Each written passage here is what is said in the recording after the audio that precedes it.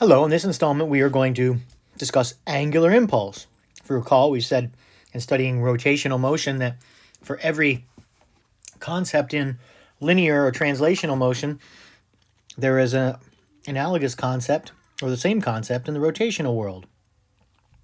So we have considered inertia. You'll notice this list of formulas is a little bit different than the one that we've looked to up until now. This one is just reorganized a little bit, and there's a couple of additional things that I've put here for you just to show them. We've spoken about momentum and rotational momentum, and this a reminder of this connection: V equals R omega. Change in linear and rotational momentum, rotational and translational kinetic energy.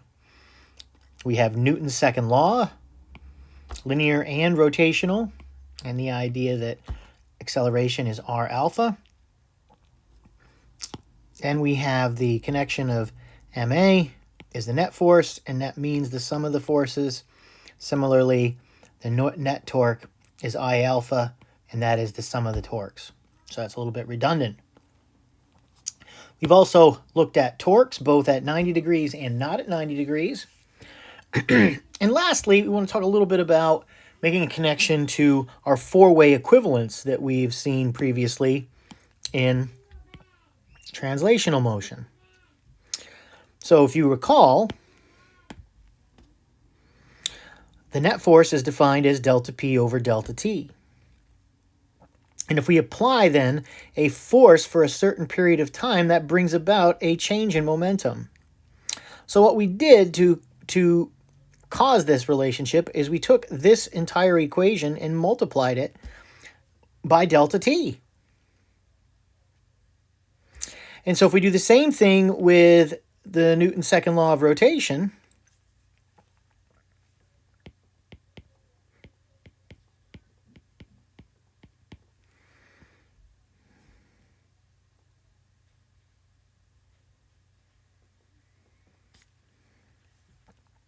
we get the net torque times delta T is equal to the change in momentum, which is equal to the, I omega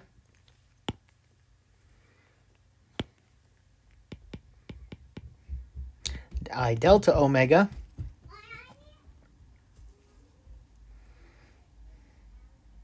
and I alpha delta T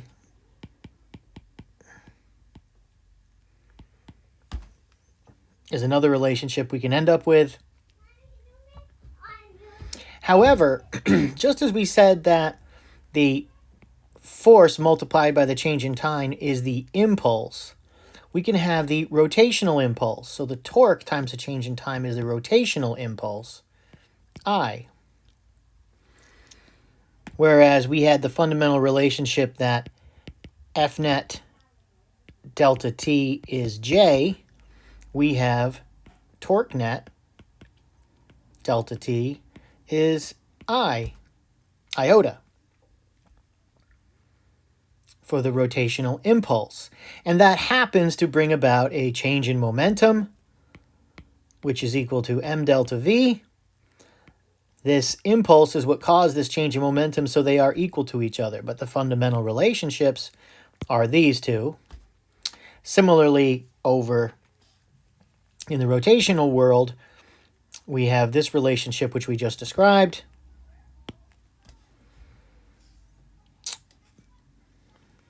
And we have delta L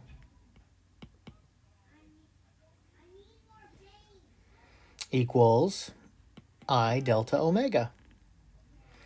These are the fundamental relationships, and they happen to be equal to each other because it's the net torque multiplied by the time it's applied, it brings about a change in angular momentum.